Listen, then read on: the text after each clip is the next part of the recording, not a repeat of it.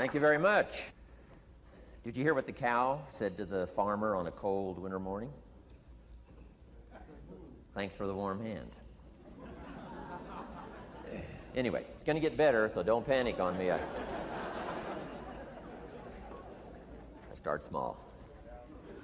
Nice to see all of you. How many of you have never seen me before? This is your first time? Oh, wow, most of you, okay. I keep thinking for sure I'm more famous than that, but you know, that is the truth. I'm delighted to be here. Been looking forward to it for a long time. And it's nice to be back. You know, I was here not too long ago. It's nice to be invited back. It says something when you're invited back. It doesn't say everything, but it says something. Maybe it says, let's give him one more chance, right? See if he can get it right this time. But I'm delighted to have all of you here. We're going to spend the day together. I feel two major responsibilities, and I'm sure you can guess what those are. Number one is to make sure you get your money's worth, right? When you shell out your cash, especially these days, you want to make sure you get full value for the money you spend. And I know the tab for the seminar was not that much. Pretty modest fee to get in. Most of you, your tips for the week, right? So it wasn't that much. But I want you to be able to say when you walk out of here today, it was worth my money. But my biggest responsibility is to make sure you get your time's worth. And the reason I say that is because time is more valuable than money. In fact, you might start your notes with that. Time is more valuable than money. You can get more money, but unfortunately you can't get more time. If somebody asks you to spend your money, that's pretty easy, right? We live in America. We're wealthy. So the money's not the problem. But what if somebody asks you to spend a day, right? You got to think that over carefully. And I know you did. I wouldn't waste one of my days, not for anybody, not for anything. Once I understood how valuable they were, I don't waste any. But to make an investment like today of your money and your time, I appreciate that. Today's going to be costly for me. It's going to cost me one of my days to be here, right? And some money, of course. But, you know, I don't need the money. I take the money, but I don't need the money. But guess what I do need? The time. So I'm here not to just joke with you. I'm here not to just tell some funny stories and give a performance and walk away. I'm here to give you some value, and I want to make it worth your time. I'm going to invest a day. You're going to invest a day. Let's get the most out of it and see what we can walk away with today. Anyway, for you that have not seen me before, just very briefly, let me just tell you my story. I grew up in Idaho, farm country, southwest corner of Idaho. In fact, my father still lives on the old homestead where I grew up. He'll be 89 his next birthday. He still hasn't retired. I'm proud of my dad. He's never been ill. He's really something. I'm trying to get him to retire this year, 88. I'm telling my father, what a good year to retire when you're 88. And he says, hey, talk to me in 10 years, right? I might be ready. But anyway, I went to high school. I graduated. I went to college 1 year. Halfway through my second year of college, I decided I was smart enough, so I quit. One of my major mistakes. I should have stayed in school. But I thought, heck, you know, I'm smart enough to get a job. That's what life's all about, right? Get a job, pay your bills, work hard, stay out of trouble, keep your fingers crossed, hope for the best. And I figured I was at least prepared to do that. So I quit college and went to work. A little while later, got married, got my little family going, and I'm out there doing what I thought was the best I could. But about age 25, I'm starting to struggle. I've purchased a little more than I can conveniently pay for on time, and the creditors are starting to call saying, hey, you told us the check was in the mail. What's the deal? And I'm getting embarrassed by that. I'm also embarrassed, big mouth me, with all the fancy promises I made to get married. I'm way behind on those promises, and I'm getting discouraged, wondering what to do. And I thought, well, maybe I should go back to school, right? 1 year of college, pretty short on an application. But, you know, tough to go back to school, right? Especially when you got your family going. Time to stay is when you're there. So I discounted that. I thought, well, if I, you know, had my own business, that would be the way to go. But, you know, I'm short on money, too much month at the end of the money. If you've ever been there, that's where I was, age 25. So I had to discount that, and I'm discouraged, wondering, where do I go from here? And then the miracle happened for me. Good fortune came my way. And who can explain good fortune? I don't know. Remarkable things that happen to you at a particular time. Sometimes it's just unexplainable how those things happen. One of my friends says, well, hey, things don't just happen. Things happen just. Another good note for your notes. Things don't just happen. Things happen just. And maybe that's it. I don't know. I'm an amateur on life, I guess like most of us are, trying to figure it out, how to make it valuable. But I was ready. And my good fortune was, at age 25, I met a very wealthy man. His name was Mr. Schoaf, Mr. Earl Schoaf. A friend of mine had gone to work for him, and he started telling me about this man. He said, you got to meet this man I've gone to work for. He's wealthy, but he's easy to talk to. And he's got a unique philosophy of life. And the more he kept talking about this man, I thought, well, I've got to meet this man. So sure enough, shortly after that, I had a chance to meet this remarkable wealthy man, and I was impressed. He was wealthy. Sure enough, he was easy to talk to. I was so intrigued, within a few minutes, I said to myself, if I could be like him, farm boy from Idaho, if I could be like him, I'd give anything. And then I thought, if I could just get around somebody like him, and if he would teach me what to do, I would be willing to learn. I'm coachable. And that was my good fortune. A few months later, this wealthy man that I met, Mr. Schoaf, took a liking to me, hired me, gave me a job. I went to work for him. And I spent the next 5 years in his employ. And then, unfortunately, he died at the end of that period at age 49. His last 5 years, but the first 5 years of my new life, I got to spend with this remarkable man, and my dream came true. He coached me. He taught me. He taught me the books to read. He taught me the disciplines. He taught me the changes to make in my language and personality. And the things he shared with me during that 5 years literally changed my life, turned my life around, changed my income, changed my bank account, changed my future, changed everything. I've never been the same since that unique experience. And I wish he was still alive today, Mr. Schoaf. I'm sure if he was alive today, especially after this seminar, Idaho Farm Boy makes it to Dallas, Fort Worth, full house, standing room only. Pretty awesome, I'm sure. If he was alive, I'd be calling him today saying, you won't believe what's happening to me. I've had a chance now to share with other people what you shared with me. But anyway, how I got here. 30 plus years ago, I was living in Beverly Hills, California.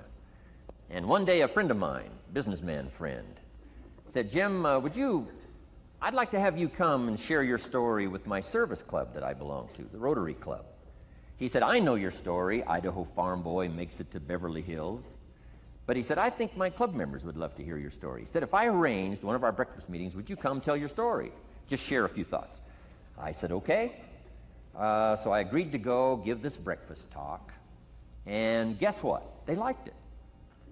And my telephone rang. I got another call saying, we heard you've given your story and shared some ideas. Would you come talk to our club? First thing I know, I'm starting to devote a piece of my business time to giving these talks. And then one day, a businessman who'd heard my talk, I think 2 or 3 times, approached me and said, would you come and share that story and some thoughts with my management and salespeople? I said, I got this little company going. And he said, if you'd come tell your story to my organization, he said, I'd be happy to pay you. And I thought, wow, wouldn't that be something? So I agreed to go do it, and I got paid. Little did I know, another fortune was waiting for me to translate my ideas into talks and speeches and seminars. Now I've written some books. It's on cassette tape, and now I get to travel around the world. Last year I was in Japan and Israel, Spain, Mexico, Australia, New Zealand, France, Germany, Canada, and now Dallas, Fort Worth. So. Idaho Farm Boy gets to travel around the world and share his story, and here I am today. Anyway, it's almost too much for me to comprehend. From where I started, raised in obscurity, in a little small farm community, and now to be here today is pretty awesome for me. So anyway, that's just a little bit about my story. My story is probably more intriguing for me than it is for you, but I wanted to hear it again, so I thought I would just, bore you with it. Anyway, I don't ask you to be impressed today. I'm the one that's impressed from where I came from to have a chance. But that's the American dream, right? Come true. Chance to start from scratch, start from obscurity, start with pennies, start with nothing, and have a chance to transform your life, change your life, set your goals, and see what you can accomplish. So anyway, that's how I got here, and I'm just delighted that this day has arrived, and I truly want to make it valuable for you. Let's go to work. Here's what I hope you'll find out of this seminar today for your notes. Here's what I hope you'll find. Number one, sincerity. Above all else today, I hope you'll find me sincere. Best place for people to start to communicate is sincerity on both sides. I'm sure you're sincere or you wouldn't be here today, right? To spend this kind of money, to spend this kind of time, roll up your sleeves today, go to work like I am, and get this message. You've got to be sincere. So I assume you're sincere. Now I want you to see me sincere. But I've got a good note for you to make. Sincerity is not a test of truth. Important note to make. Sincerity is not a test of truth. We must not make the mistake of saying he must be right, he's so sincere. That would be a mistake. And here's why. It's possible to be sincerely wrong. So we don't mistake sincerity for truth, right? Sincerity is only a test of sincerity. Truth has to yet be tested by truth, okay? But hopefully you will find me sincere and truthful. Next, a combination of things I hope you'll find here today. Ideas plus inspiration. Ideas plus inspiration. Ideas, business ideas and social ideas and personal ideas, we all need ideas. Right? How to have a good day ideas, how to have a good year ideas, how to have your best year ever ideas, good health ideas, personal relationship ideas, how to deal with your family ideas, sales management ideas, financial freedom for the future ideas. We all need good ideas. So today, I hope you gather up by notes and by what you can remember a lot of ideas. I want to share as many with you as I possibly can in the time constraints we have. Today's going to go very rapidly. I used to think a day like this was a long day. Found out it's a pretty short day. But I'm going to go as fast as I can, share with you as many ideas as I possibly can. And here's why. Ideas can be life-changing. Ideas can be life-changing. And sometimes all you need is just one more in a series of good ideas. It's like dialing the numbers into the lock. Right? You got 5 or 6 numbers dialed into the lock. The lock still won't come open, but you don't need 5 or 6 more numbers. Maybe you just need one more, and maybe a seminar like this could do it. A sermon could do it. The lyrics from a song could do it. The dialogue from a movie could do it. Conversation with a friend might do it. That one last piece you need, number. Dial it into the lock, that's it. The lock comes open, there's the door for you to walk through. And maybe this seminar today could furnish that for you. One more idea. I know you've come with a lot already. Sometimes we get the impression, I used to have that I only had this much going for me and I needed this much. Usually not true. And I'm sure not true of this audience, where I find you today, as well-dressed as you look today. As fine as you are sitting here today. It isn't that, you've got this much going for you and you need this much. I would assume you've got this much going for you, and maybe all you need is just a few more thoughts, ideas, to furnish you some ways and means to turn your life into the dream you want it to be. So, ideas. The seminar is going to be loaded with ideas. I want you to take good notes. But here's what else I hope you'll find here today, and that is inspiration. And who knows the mystery of inspiration? Why some people are inspired and some are not? You were inspired to get here. Some were not. Who knows the mystery of that? I don't know. How come you made it? The rest of them didn't make it. We don't know what that mystery is. Some people turned it down. Some people said it costs too much. Some people said it's going to take too much time.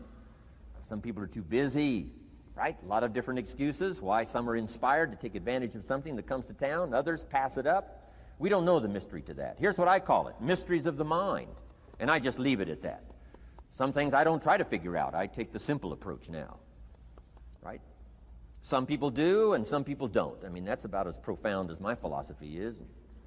Some buy and some don't buy. Some go for it and some don't. Some change and some don't. And if you've been around for a while, you can usually work out the numbers, right? Out of 10, 3 do, 7 don't. Whatever business you're involved in, pretty soon you got this ratio going.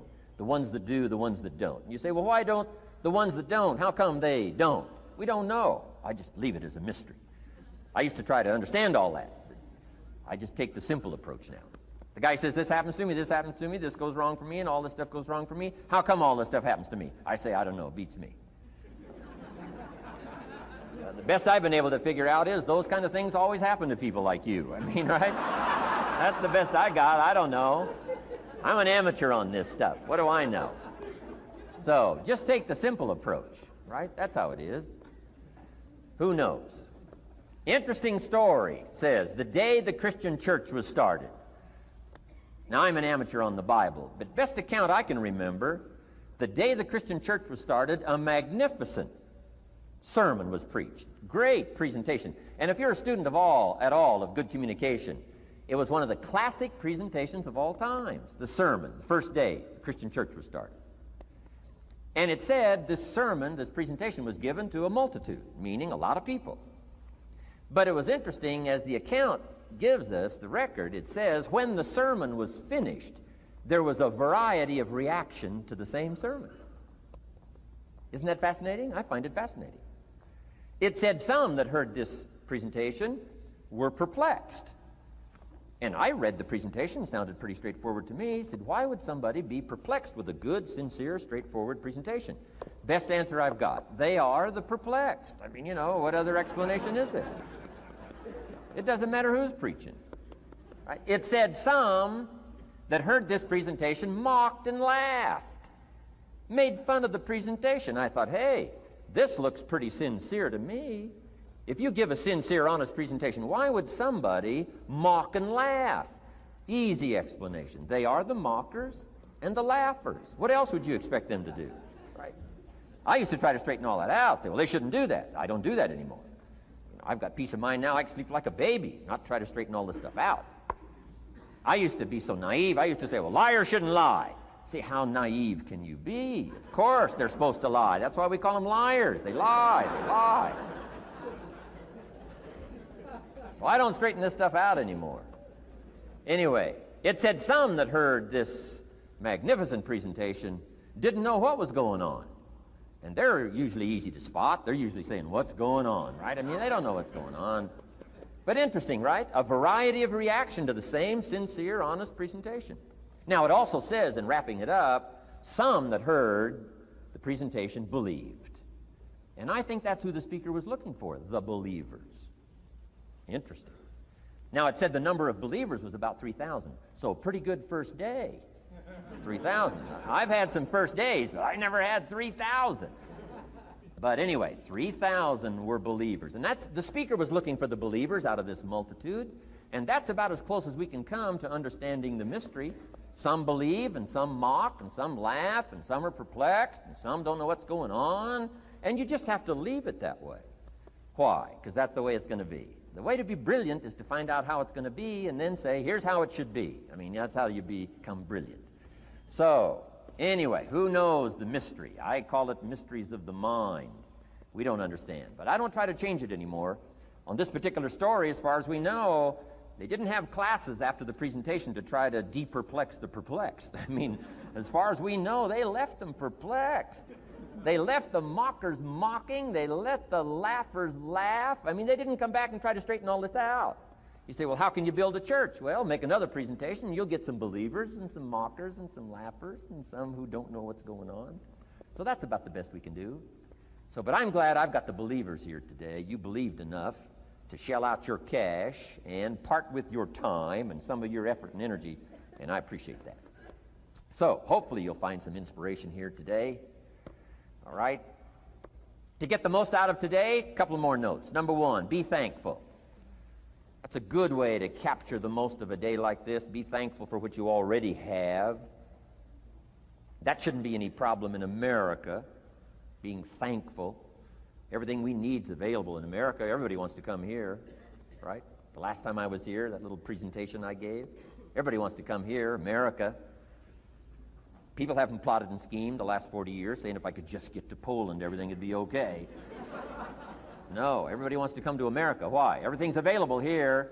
All the books you need, all the sermons you need, all the churches you need, all the schools you need, all the instruction you need, all the inspiration you need, all the capital you need, all the markets you need, all the challenge you need, all the information you need, all the seminars you need. Everything's available here. This is America. So number one, let's be thankful for what we already have.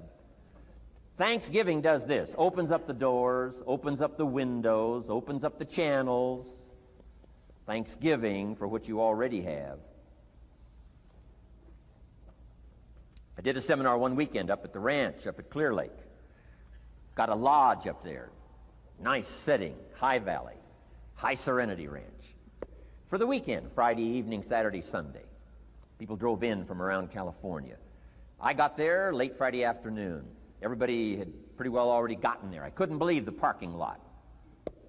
Continentals and Eldorados and Mercedes and Cadillacs and unbelievable. Ferrari, one Rolls Royce, unbelievable. I walked in, good-looking crowd about like this, sitting there ready for the weekend seminar. My opening remarks were, ladies and gentlemen, I think the rest of the world would find it strange that we have all come here this weekend to try to figure out how to do better. Right? I think the rest of the world would say, I don't understand. Guy in his Rolls Royce saying, I got to get to the seminar, find out how to get another one of these Rolls Royces. Unbelievable. Anyway, let's be thankful. Here's what locks up the doors and the channels to receive more: cynicism. That locks you away. That prevents you from learning more. Being a cynic about the past and the future, a cynic about the marketplace, cynical about the people, cynical about the institutions, cynical about the setup, cynical about yourself, cynical about your chances. See, that locks away all the chance for stuff to flow your way. So, good advice, I think, today. Start off, be thankful. Here's number two, listen well. That's going to be a challenge today. I understand that. Seems like most of, our life is still going on outside these four walls, right? Most of our life seems like it's out, continuing out there. Family and business and associates and market and economy and whatever else is happening in the midst of your life. And to sort of, pull your attention from what's going on out there and put it in here for just a few hours, I know is a challenge. But do the best you can, listen well. And here's the last one, take good notes. Be a good student today. Take some good notes. I've not come to entertain you. As you can tell by my opening joke, right? I would not make it in Las Vegas. So we don't have a dog and pony show today, no entertainment. But I do have some ideas. Take some good notes. Somebody showed me the other day notes that they took about 21 years ago, attending one of my seminars out in Los Angeles. He said, I still use these notes I took 21 years ago to help me in my business, relationship with my family. So I'd like to have these notes that you take today become that valuable for you. Then it would be worth me making the investment to come and spend a portion of my life, my time, my energy here. And I want this investment I'm making here today to pay off. And one of the ways it can pay off for me is for you to take good notes and then go away and use whatever makes sense. Because what I feast on coming back around is the stories out of this audience today. Sure enough, 6 weeks from now, 6 months from now, 6 years from now, somebody's going to, by phone, by letter, by personal contact, walk up to me and say, the things you shared that day got me thinking. And I started making some changes, and let me tell you what's happened to my business. Let me tell you what's happened to my sales career. Let me tell you what's happened to my relationship with my family. See, that'll make it worth it for me. Not the money, the return. Something you can't buy with money. If somebody says, thank you for touching my life and taking the time to make the investment. And that's what I'm all about. So if you'll become a good student today. And here's the last note. Don't be a follower, be a student. You'll be happy to know today we haven't come seeking disciples. We've got no movement for you to join. I'm just here to share some of my experiences, good ideas best I can. But I think that's good advice. Don't be a follower, be a student, right? Take advice but not orders. Take information, but don't let somebody, order your life. Make sure what you do is the product of your own conclusion. Excellent note to make. Make sure what you do is the product of your own conclusion. Not to do what someone else says. Take what someone else says, process it, think about it, ponder it. If it makes you wonder, if it makes you think, then it's valuable. Then when you go take action, make sure that the action is not what somebody told you to do. Make sure the action is the product of your own conclusion. If you'll follow just a little bit of those simple guidelines, I'm telling you, the learning process can be speedy, swift, powerful. Your learning curve can go up, and then applying it to your business, your life, your family, conversations, equities of all kinds. You'll find some progress like I did that first 5 years when I met a teacher willing to share with me, turned my life around. Progress I couldn't believe happened for me. Okay, let's get started. I want to review, I was here last time and we talked about the 5 major pieces to the life puzzle.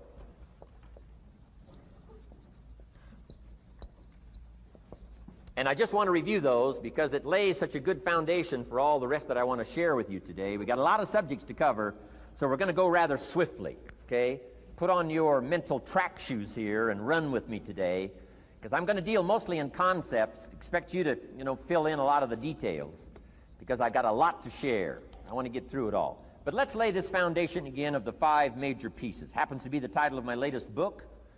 But I think it is so valuable in laying a foundation. It's some of the things I learned between ages 25 and 30. The teacher who taught me so well. He dealt in these fundamentals, we call these fundamentals. We call these basics. Basics for sports, fundamentals for sports, fundamentals for your business, fundamentals for the way you deal with your family, a few simple things. Few basic things that if you practice every day can make all the difference in the world, how it works out. I boiled it down to 5 major pieces to the life puzzle. Let's just review those. Number 1 is philosophy. Philosophy, as I taught the last time I was here, philosophy, in my personal opinion, is the major determining factor in how your life works out. Philosophy, the major determining factor in how your life works out. Philosophy. To form our philosophy, you got to think.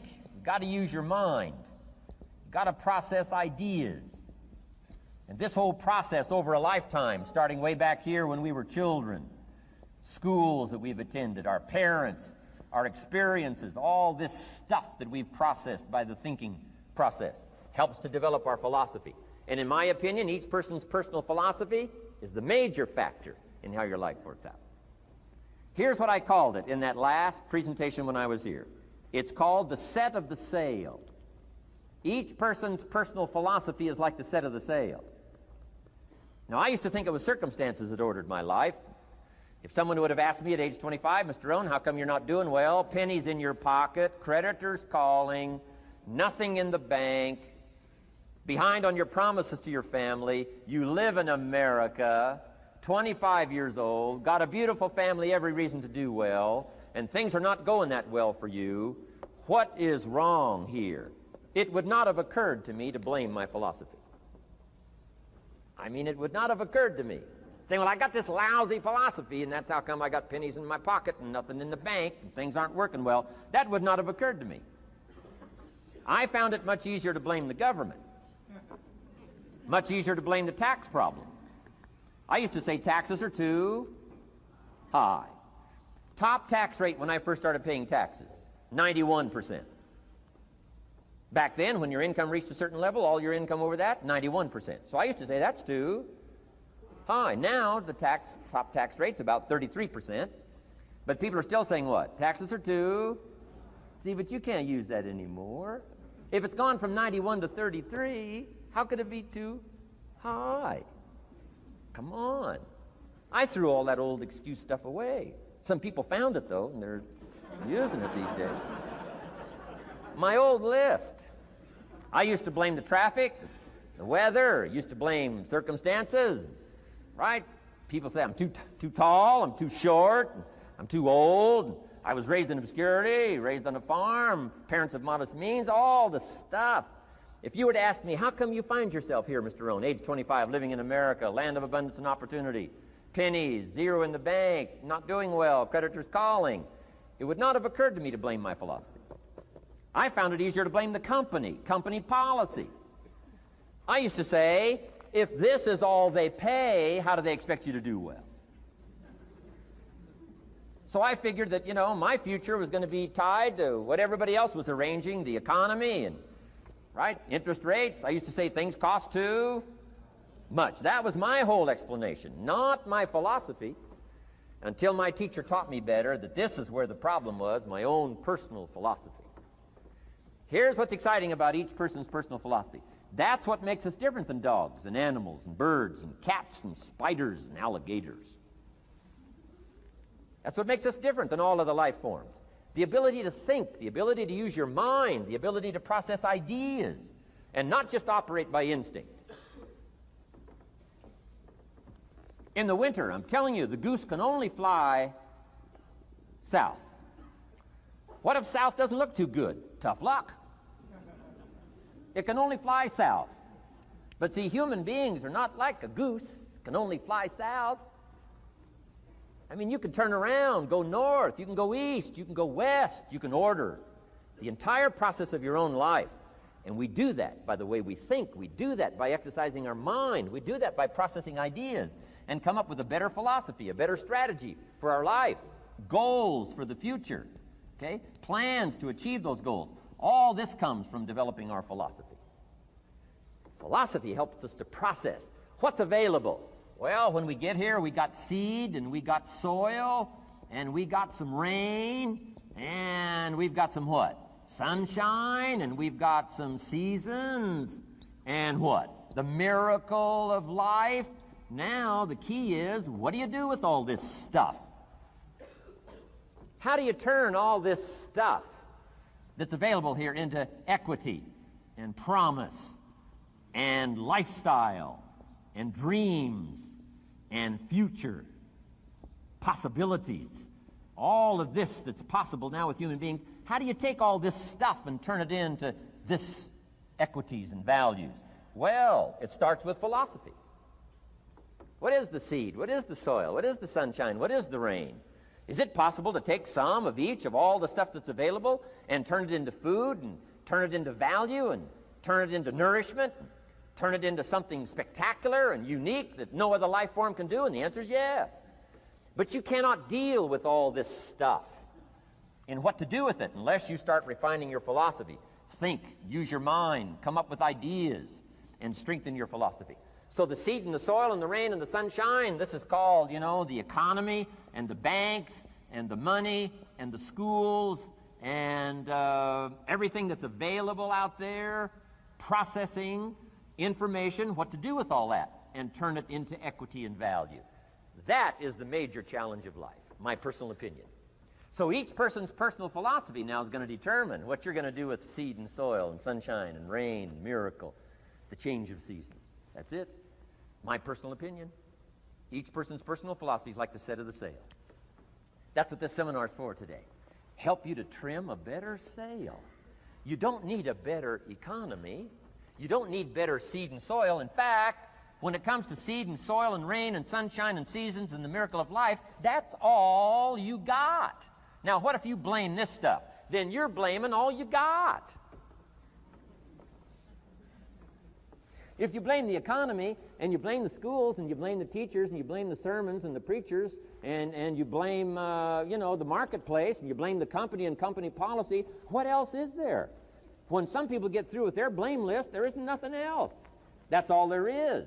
And if you blame the only thing you've got to work with, I'm telling you, it's called mistake colossal in not understanding that that's all you've got to work with. And if this is all you've got to work with, then you don't change the seed, and you don't change the soil, and you don't change the rain, and you don't change the sunshine, you don't change the seasons. Right? Guy says, I'll take 3 springs, 4 summers, 9 falls, no winters. No, you can't fool with this stuff. You got to take it like it comes. Then what do you change to make your life work well? You got to start with your philosophy.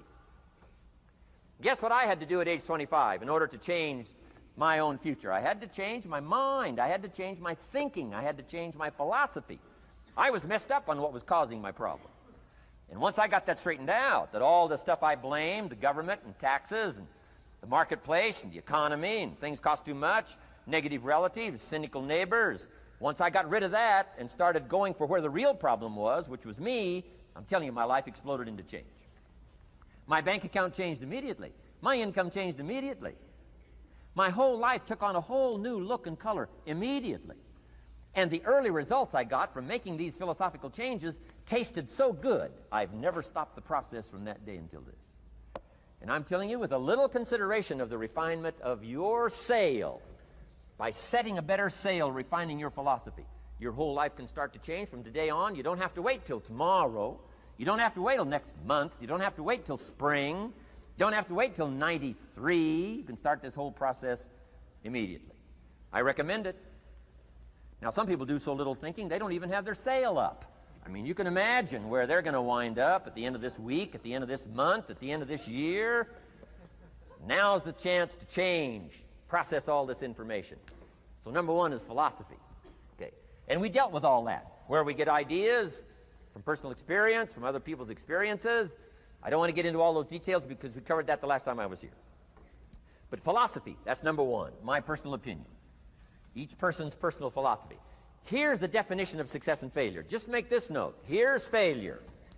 A few errors in judgment, repeated every day. Now, you can automatically assume, Mr. Rohn, I say, I can understand that. A few errors in judgment repeated every day. For 6 years?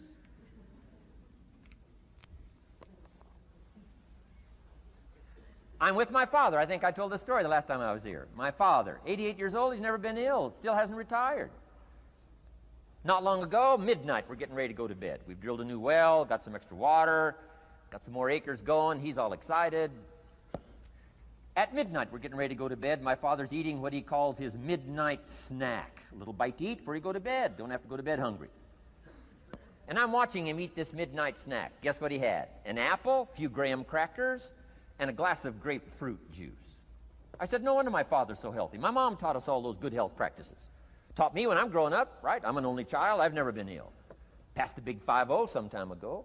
My 2 daughters, 32, 33, never been ill. My grandkids, never been ill. I'm telling you, the legacy lingers on.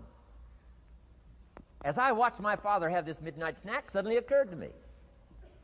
I know that's part of it. An apple, what? A day. That's gotten to Dallas-Fort Worth, right? An apple. An apple a day keeps the doctor away. Good question for this intelligent audience. What if that's true? You say, well, Mr. Rohn, if that's true, that would be easy to do. Then what's the problem? It's easy not to do. It's easy not to adopt it as your own personal philosophy. Or the guy messed up the saying. Guy says a Hershey bar a day. Say, no. No. You've been watching too much television.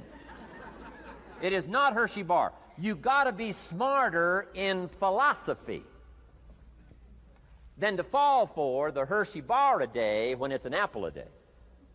You've got to be smarter than that. And if you make that kind of an error in judgment every day for 6 years, I'm telling you, it'll accumulate into disaster. Sometimes the first year you say, well, you know, I'm so healthy now, what difference is it going to make? You've got to be smarter than that.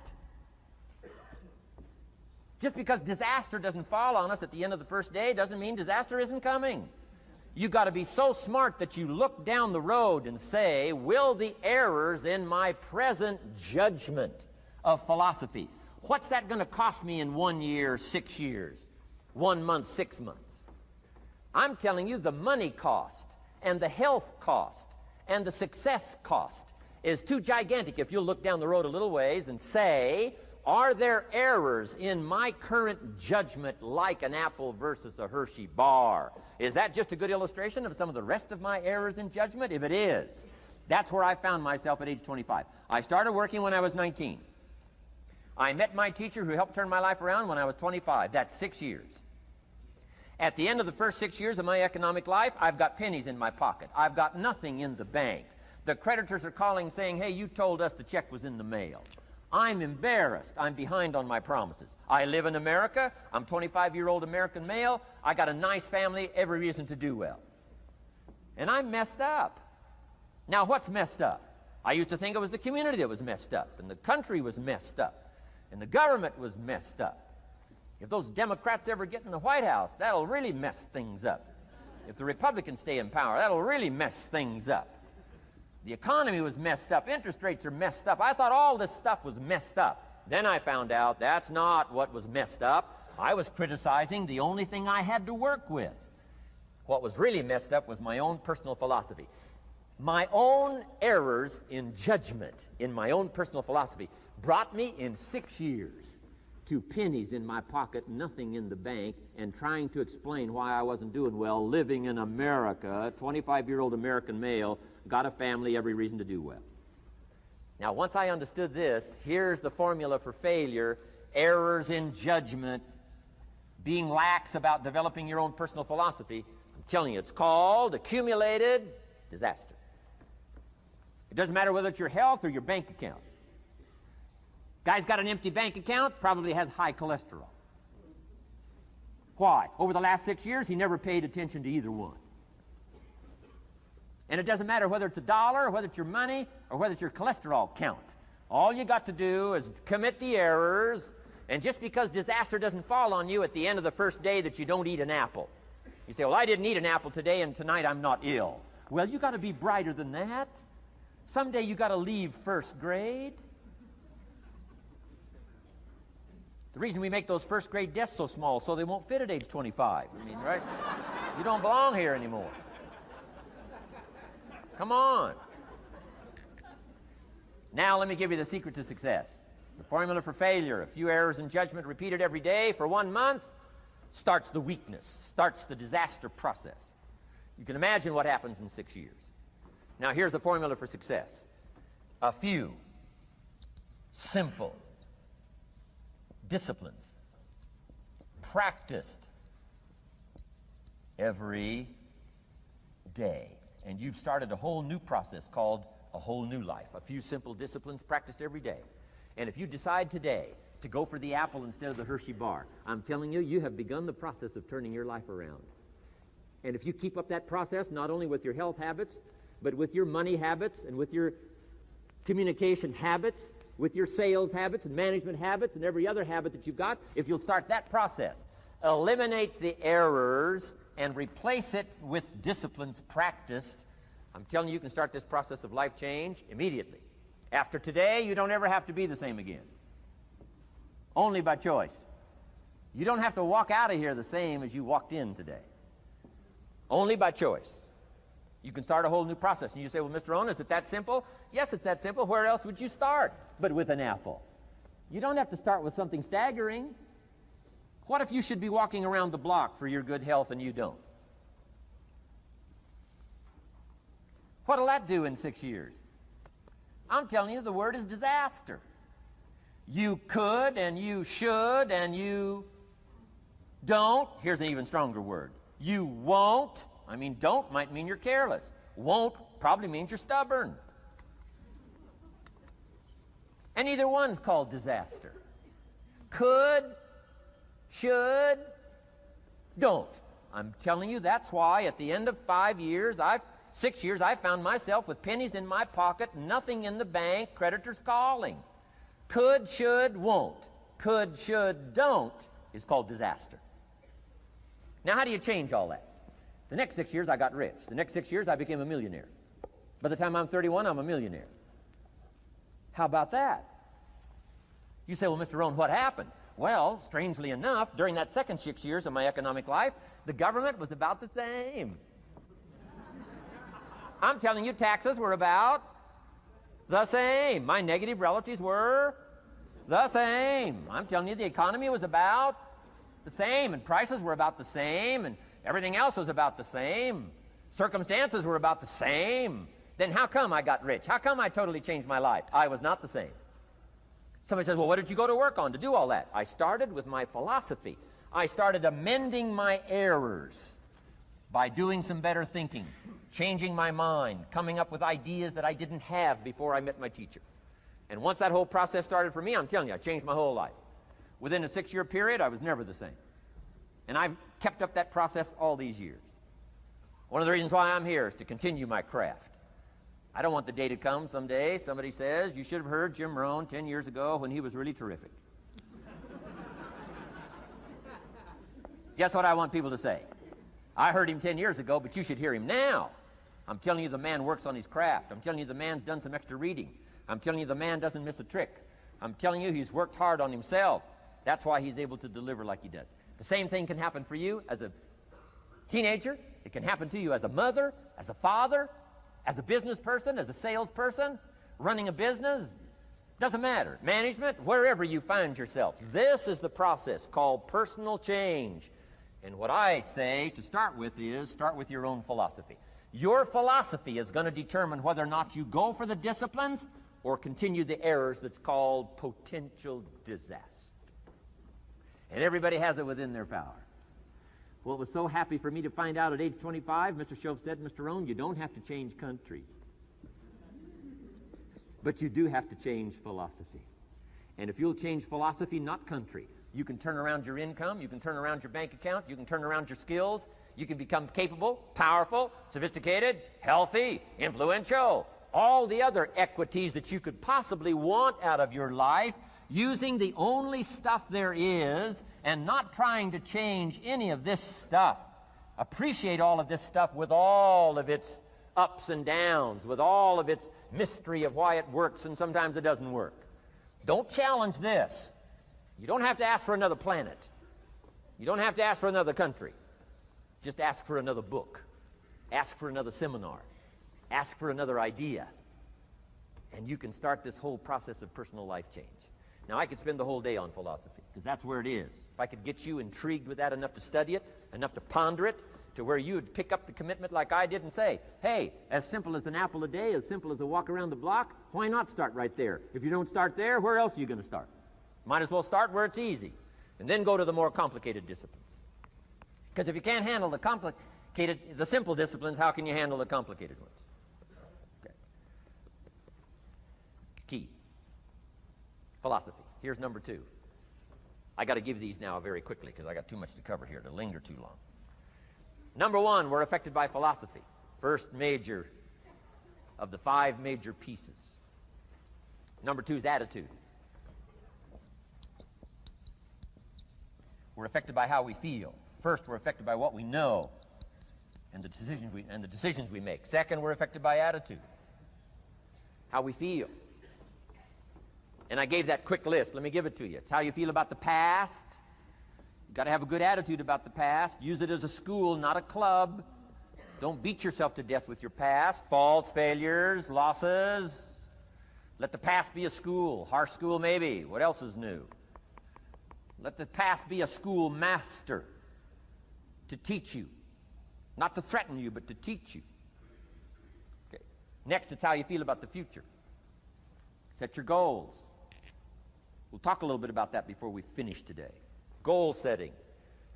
The promise of the future is an awesome force to affect your life every day. Without a future well designed, we take hesitant steps. And all you have to have is hesitant steps for 6 years. You'll be timid, driven into a corner, not boldly willing to go and take your portion, take your share. Okay?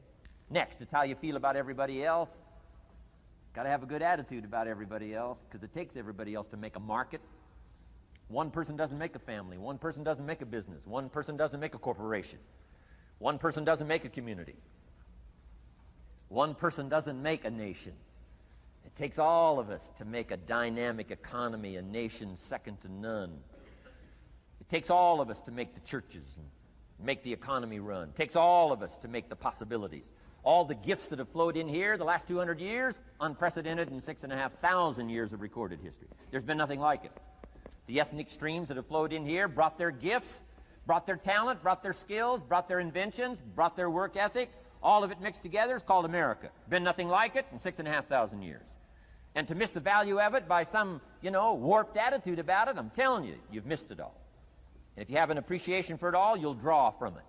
And if you draw from all the gifts that have been blended together here for 200 years now for your value and benefit, think of what you can do for your days, for your business, for your conversation, for your equities. You can transform it to an incredible degree. And here's the last one. It's how you feel about yourself. Understanding self-worth is the beginning of progress. Self-worth should be easy.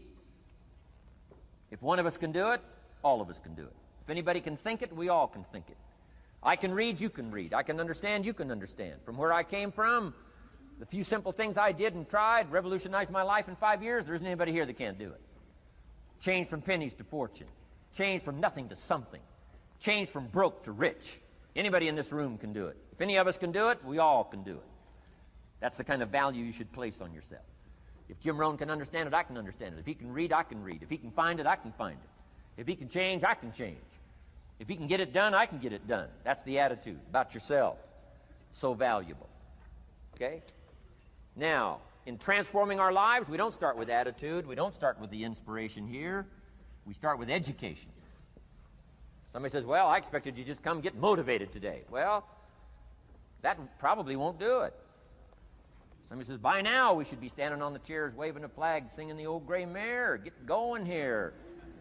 No, that's not where you start. Life change does not start with inspiration. Life change starts with education. You've got to be educated to the point of where you might have messed up. My teacher put it in blunt, simple language. He only went to the 9th grade in school, so he put it in simple language I could understand. He said, Mr. Rohn, after 6 years living in America, healthy American male, 25 years old, been working 6 years, 1 year of college, pennies in your pocket, nothing in the bank, behind on your promises. Shoaff said, I just got one simple explanation for that. You've messed up. Now, I could understand that kind of language. Substitute a Hershey bar for an apple means you've messed up. Should walk around the block, could walk around the block, won't walk around the block. You have messed up. And all you got to go is right down through the list. Don't need some teacher to come by and tell you. Be your own best teacher saying, hey, let me make a list of some places I've messed up. Because if I let this down, that probably affects the rest. And the answer is that's true. So we don't start with inspiration. We start with education. Somebody says, well, just motivate this guy. He'll be all right. Just motivate him. Get him turned on. Probably not. If a guy's an idiot, you motivate him. Now you got a motivated idiot. No, he won't be all right. So we start with education. What's the first education? If it isn't going well and you live in America, you have messed up. You don't need to change countries.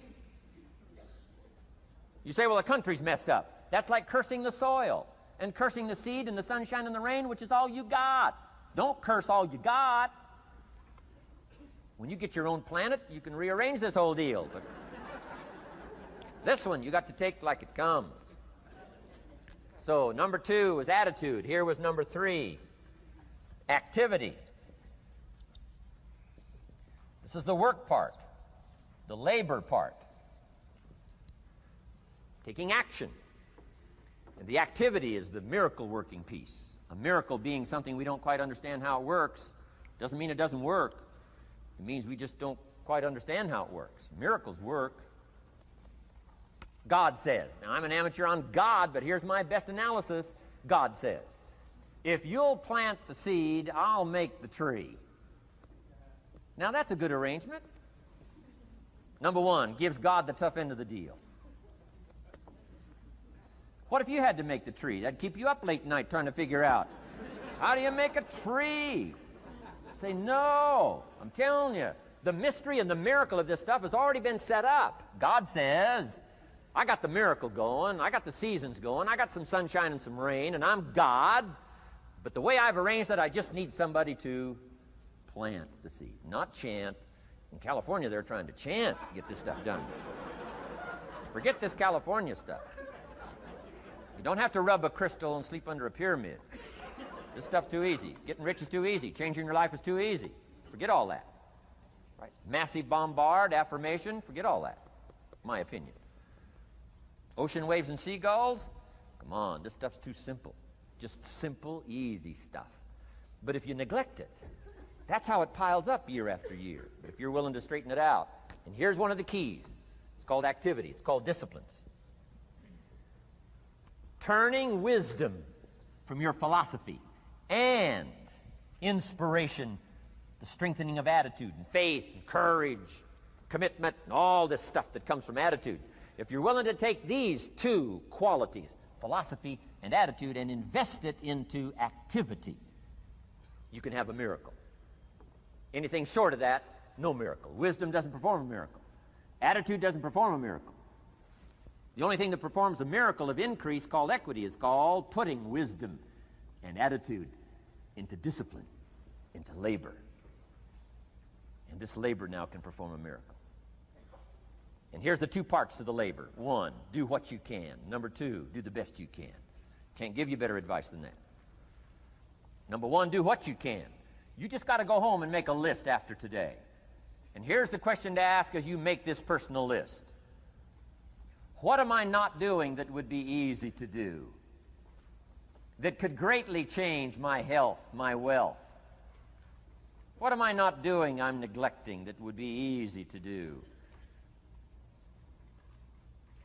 Just go home and answer that question personally. You don't have to put the answers on a public bulletin board. This is just all personal stuff. From the walk around the block to the apple to what to do with your money, which we're going to cover today. What does a child do with $1? We're going to cover that today. Errors in judgment, disaster. Few simple disciplines, wealth beyond imagination. And if you'll pick up the activity part, the miracle working part, plant the seed part, take care of your part. The soil will take care of its part, and the seed will take care of its part. The seasons will take care of their part. The miracle will take care of its part. If you'll take care of your part, called putting it into activity, action. Works miracles.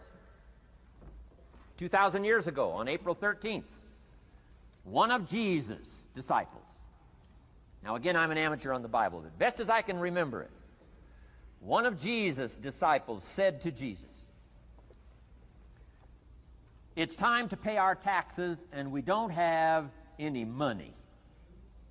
That's how come I know it was about April 13th.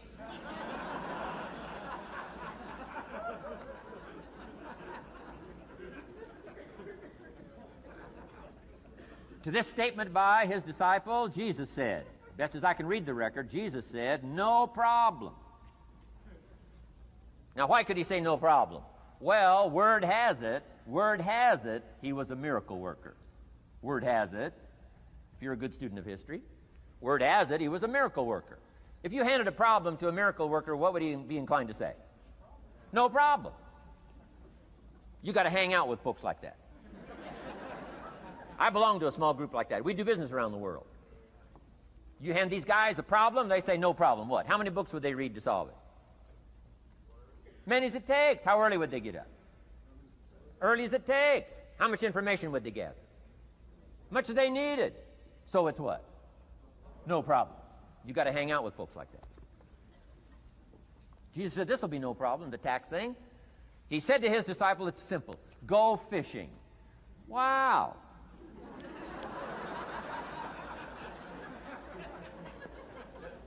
Now that was easy for this particular disciple. His name was Peter. And Peter was a fisherman. How clever. How clever. But here's the real problem. If you should fish, and you could fish, and you don't fish, you got no miracle. You could change, you should change, you won't change. That's called accumulated disaster. In 6 years, you'll be explaining instead of celebrating. Having some ragged list like I had, reasons for not doing well, pennies in my pocket. Could, should, don't, disaster. And if you'll just start the process of change, could, should, and will, you can start this whole process. And if you will, then put it into action. The miracle belongs to you. Jesus said to his disciple, it'll be simple. Go fishing, and the first fish you catch, look in his mouth. Peter said, okay. He was used to strange things happening. In this relationship, Peter goes fishing, catches the first fish, looks in his mouth. Guess what's in the fish's mouth? Coins. Peter says, wow, coins. Starts counting the value of these coins, and when he adds it up, guess how much it added up to?